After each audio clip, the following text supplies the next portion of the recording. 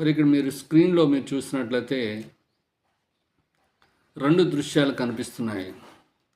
ఒక దృశ్యం అయితే దగదగ మెరుస్తూ ఉన్నటువంటిది ఉంది. మరొక దృశ్యం అయితే భగభగ మండుతూ ఉన్నటువంటిది ఉంది. ఒకవైపు అగ్నిగుండాన్ని చూస్తున్నాం, మరొక వైపు కాంతులు ఎన్నుతున్నటువంటి ఒక రాజ్యాన్ని మనం చూస్తున్నాం. దాన్ని స్వర్గరాజ్యం అంటాం. మరి ఇవల వైపు ఉన్నటువంటి ఆ మండుచున్నటువంటి అగ్ని నరకం అంటాం. మానవ జాతికి ఒక స్పృహ అనేది ఖచ్చితంగా ఉందండి.